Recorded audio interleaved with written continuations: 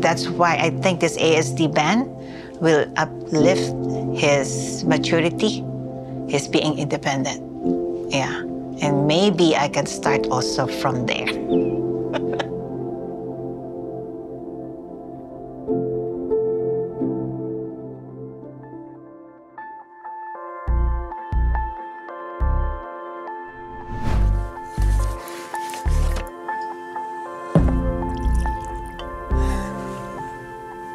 Cheers. I'm not really a heavy drinker at all, but this is a special bottle that I only bring out for special occasions. I got it with my best friend, Cole Brown, who tragically passed away years ago. And this is the reason why I made the film Rescate. But Cole and I were traveling through Haiti, where he lived part-time. And, well, he really wanted this bottle. And we drove for like 5 hours, got to Barbancourt, where they made the rum, and they were out of it. And, well, Cole didn't give up easy. He went and he spoke to the accounting lady and begged her for a bottle, and she just happened to have one in her desk. But why I like bringing this out for special occasions in my film career is Cole's one of the big reasons why I'm still making films. In 2013, when I wanted to give up filmmaking, Cole asked me to come down to Haiti and shoot a short documentary with him. I thought I might leave the industry, but I'm so glad Cole gave me that shot to make that film because it reignited something in me. So, cheers, and thank you, Cole. Man, that is good. I don't like rum, but this is 15 years old, so it begins to taste like scotch, which is a good thing. Why am I celebrating? Well, that first 20 seconds of this video, that's a clip from my new feature film called OK, the ASD band film. And why that is significant is it's my first feature film. It follows a group of extremely talented, gifted musicians who are all on the autism spectrum. And it's following them writing and recording their first album and performing live together as a band for the first time. And it was so much fun to make. But I have to be honest, it was also very difficult. And that's kind of what I wanted to talk about in today's video is what I learned making my first feature film. I want to give you guys the chance also to ask any Q&As, so make sure to write them below because the next video I do, I'll answer your questions about making a feature documentary film. The first thing I really think I did learn is that your dreams usually take twice as long, but they are twice as sweet once they happen. You see, I graduated film school 12 years ago or so, and I thought I would be making feature films within the first few years of graduating. But as you can tell, 3 years into my filmmaking career, I actually thought I was gonna quit. Over a decade into my journey, and I just finished my first feature film. Well, meanwhile, my business partner, those are his movie posters back there, he's already done 5. And you know what? That's okay. We all go at different paces. And I'm learning that the point isn't actually the destination. It's enjoying the journey along the way. You don't realize how valuable the tough days are that you're going through until you reach the destination and you look back and you realize everything that you've learned, all the people you met along the way, and the growth that you've had as a human and as a creative. I think back to those tough days in Haiti when I didn't know what was happening to my film career and I was hanging with Cole, and I wouldn't trade them for a thing.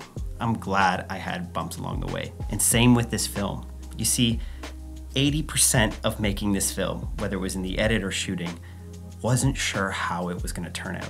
The first 10% is always fun making a film. You know, you're just shooting and everyone's running around and there's an exciting energy. But then I found about 80% of the rest of the way, up until that last 10%, is grueling, difficult, and worrisome. Do you actually have a story? And I went through this as a filmmaker. Feature-length documentaries are a beast of their own. If you can just learn to embrace the stress along the way and know that you're eventually gonna dig down deep enough in the footage you have to find the story that's truly there, then you can begin to enjoy the process. You don't have to stress about where you aren't. Focus on where you are. That is definitely what I learned on this film. I mentioned my editor, Eva. She absolutely crushed on this film. I know we both grew as filmmakers. And that's one thing I've realized too, is you can't accomplish your dreams without having a good team around you.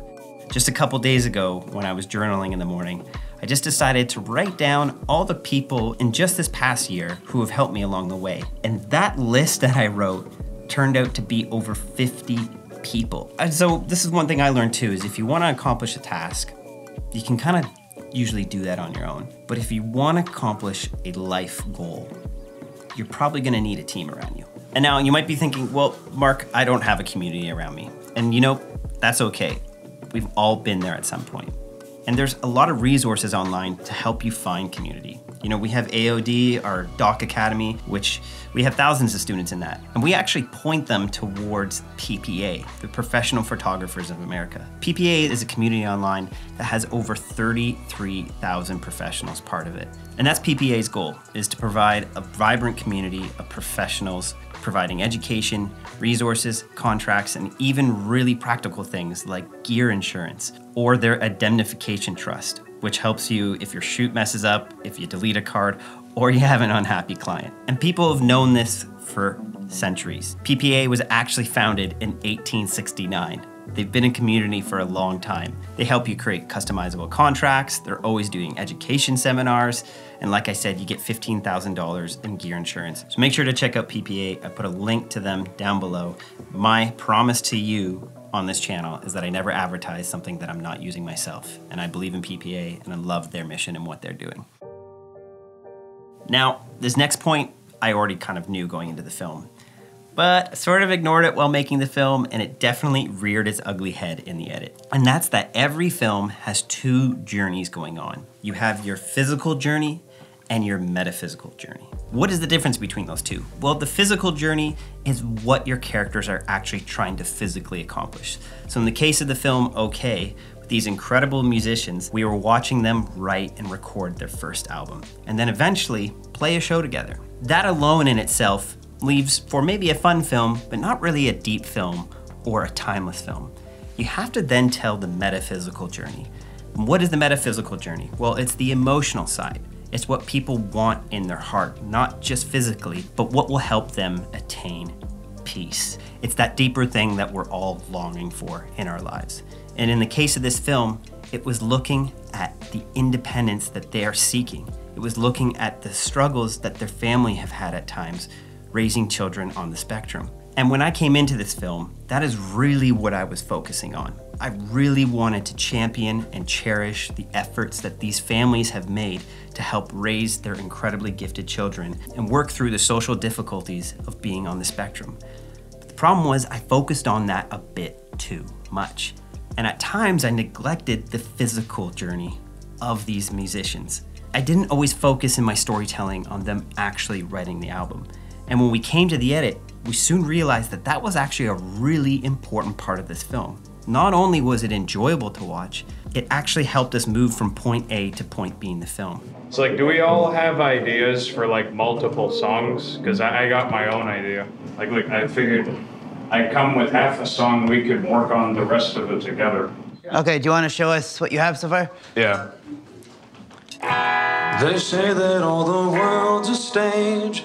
We all play along in a great charade. Both of these together make for a more compelling film. If you only tell one or the other, you'll have a thinner, more forgettable film.